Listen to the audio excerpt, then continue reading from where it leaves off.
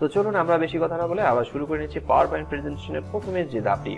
তো উপরে আপনারা দেখতে পাচ্ছেন পাওয়ার পয়েন্ট অপশনটি রয়েছে, আর পাওয়ার পয়েন্ট প্রেজেন্টেশন আমরা প্রথমের দিকে এখানে ক্লিক করছি। ক্লিক করার পর আমরা দেখতে পাচ্ছেন পাওয়ার পয়েন্ট প্রেজেন্টেশনের বেশ কয়েকটি নিয়ম। মাইক্রোসফট ওয়ার্ড, এক্সেল, পাওয়ার পয়েন্টের সবগুলো লুকটা একই রকমই থাকে, তবে এইটাকে বলা হচ্ছে স্লাইড।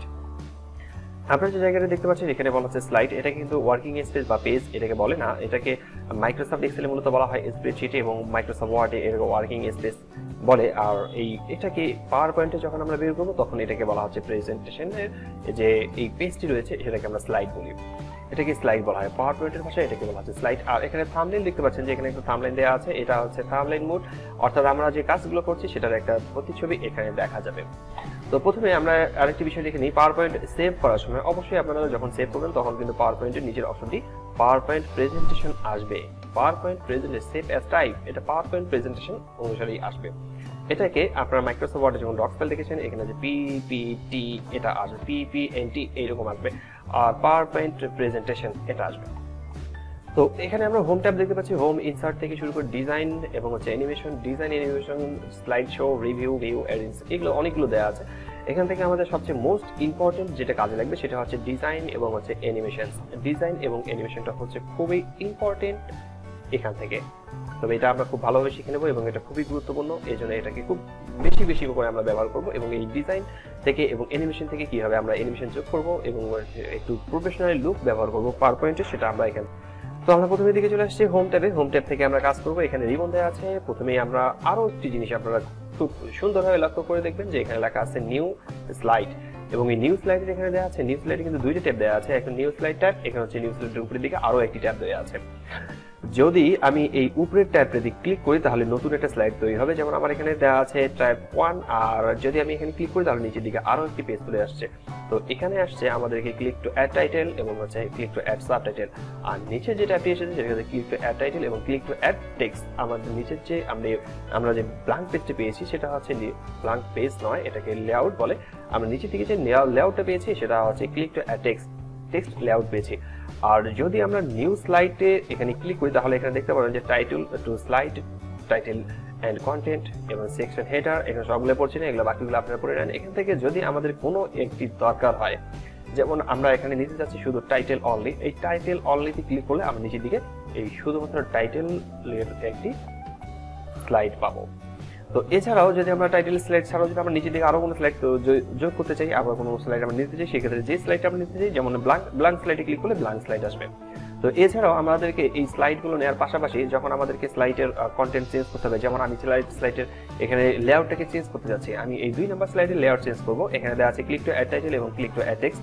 আমি এই লেআউটটাকে চাচ্ছি না, আমি এই লেআউটটাকে যাব না, আমার লেআউটটা দরকার হচ্ছে মূলত ক্লিক টু অ্যাড টাইটেল। সেক্ষেত্রে আমি 2 নম্বর এই স্লাইডটাকে চেঞ্জ করবো লেআউটে ক্লিক করে। লেআউটে ক্লিক করার পর আমি এখান থেকে টাইটেল অনলিতে ক্লিক করছি, সেই ক্ষেত্রে আমার এখানে কোনো কিছু পরিবর্তন না হয়, শুধুমাত্র 2 নম্বরের এই অপশনটি পরিবর্তন হচ্ছে, শুধুমাত্র এটি আসছে, লেআউটটা পরিবর্তন হয়ে গেল। তো এছাড়া যদি কোনো স্লাইডকে ডিলিট করতে হয় সেক্ষেত্রে আমরা যে কাজটি করবো সেটা হচ্ছে প্রথমে রাইট বাটন ক্লিক করবো। রাইট বাটন ক্লিক করার পর এখান থেকে নিচে দিকে ডিলিট স্লাইডে ক্লিক করলেই এটা ডিলিট হয়ে যাবে, অথবা কিবোর্ড থেকে যদি আমরা ডিলিট বাটন প্রেস করি তাহলে সেটা ডিলিট হয়ে যাবে। এছাড়াও যদি আমাদেরকে টপে একের উপরের দিকে যদি আমাদের কোনো স্লাইড যোগ করতে হয় সেক্ষেত্রে আমরা এখানে নর্মালি এখানে ক্লিক করবো। উপরে আমরা দেখতে পাচ্ছেন যে এখানে একটা ক্লিক করছি এবং এখানে বারবার একটা চিহ্ন ড্রপ অ্যান্ড ডাউন হচ্ছে। এখানে আমাদের যখন ক্লিক করা থাকবে তখন আমরা উপরের দিক থেকে স্লাইড দিতে পারবো। তো স্লাইড নেওয়ার সময় অবশ্যই আমরা মনে রাখবো যে স্লাইড নেওয়ার সময় আমরা কোন টাইপের স্লাইড নেবো, টাইটেল স্লাইড নাকি টাইটেল এন্ড কন্টেন্ট স্লাইড। যে স্লাইডটা আমরা নিতে চাই সেই স্লাইডটা আমরা ক্লিক করবো। আমরা কি ব্ল্যাঙ্ক স্লাইড চাচ্ছি, আমরা নেব টাইটেল অনলি। তো সেক্ষেত্রে উপরের দিকে টাইটেলে এখানে চলে আসছে। যদি কোথাও কোনো মাঝখানে আমরা কোনো স্লাইড নিতে চাই সেক্ষেত্রে আমাদের সেই জায়গাটাতে ক্লিক করতে হবে, যেমন আমি এখানে ক্লিক করছি, এখানে আপডাউন করছে। এখন সেক্ষেত্রে আমি স্লাইডে এখানে ক্লিক করার পর এখান থেকে যে কোনো একটি স্লাইড আমি এখান থেকে যোগ করতে পারবো। তো সেক্ষেত্রে নিচের দিকে স্লাইড যোগ হয়ে গেছে। তো এছাড়াও অনেক সময় দেখা যায় যে আমার 1 নম্বর স্লাইডটা উপরের দিকে আছে এবং 2 নম্বর স্লাইডটা নিচের দিকে, আমি চাচ্ছিলাম যে এই স্লাইডটাকে উপরে রাখতে এবং উপরের স্লাইডটাকে নিচে রাখতে। সেক্ষেত্রে যেটা করবো সেটা হচ্ছে নর্মালি আমাদেরকে এই স্লাইডের উপর ড্রপ এন্ড ড্র্যাগ করতে হবে। আমরা এটাকে ড্র্যাগ করে উপরের দিকে রাখবো, তাহলে আমরা এটা উপরের দিকে আসছে, আবার এটা নিচের দিকে আসছে। শুধুমাত্র ড্র্যাগ করতে হবে, ড্র্যাগ করে উপরের দিকে রাখলেই এটা উপরের দিকে আসবে, আবার নিচের দিকে আসবে। তো আমি এটাকে উপরের দিকে রাখছি, এটাকে উপরের দিকে নর্মালি এখানে এসে ছেড়ে দিচ্ছি, এই 1 নম্বর স্লাইডটা এখানে চলে আসছে, আবার 1 নম্বর স্লাইডটা নিচের দিকে আসছে এবং 2 নম্বরটা উপরের দিকে গেছে। তো এটা হচ্ছে ড্রপ এন্ড ড্র্যাগ করে আমরা এটাকে চেঞ্জ করতে পারবো। এছাড়াও যদি কোনো স্লাইডকে আমরা ইনসার্ট করতে চাই, যেমন আমি রাইট বাটন ক্লিক করছি, এখানে রাইট বাটন ক্লিক করার পর নিউ স্লাইডে ক্লিক করব। আমাদের এই স্লাইডটি দেওয়া আছে ক্লিক টু অ্যাড টাইটেল, আমরা রাইট বাটন ক্লিক করার পর নিউ স্লাইডে ক্লিক করলাম, নিচের দিকেও এখানে উপরের দিকেও আসছে ক্লিক টু অ্যাড টাইটেল এবং নিচের যে স্লাইড 3 নাম্বারটা সেটাও আছে ক্লিক টু অ্যাড টাইটেল।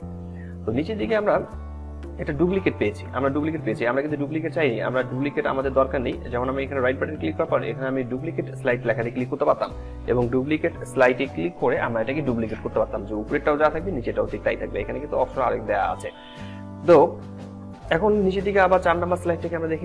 নিচের দিকে আমরা 4 নাম্বার স্লাইডে দেখছি যে এইরকম দেওয়া আছে। আমরা রাইট বাটন ক্লিক করার পর এখান থেকে ইনসার্টে ক্লিক করছি এবং 4 এবং 5 দুইটা স্লাইডেই একই রকমের হয়েছে, আমাদেরকে ডুপ্লিকেট করতে হয়নি, ডুপ্লিকেট করার কোনো প্রয়োজনও হয়নি।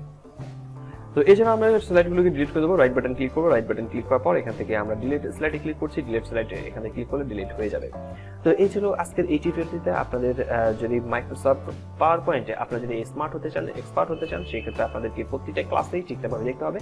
তো সাথে থাকবেন। ধন্যবাদ সবাইকে, ভালো থাকবেন, সুস্থ থাকবেন।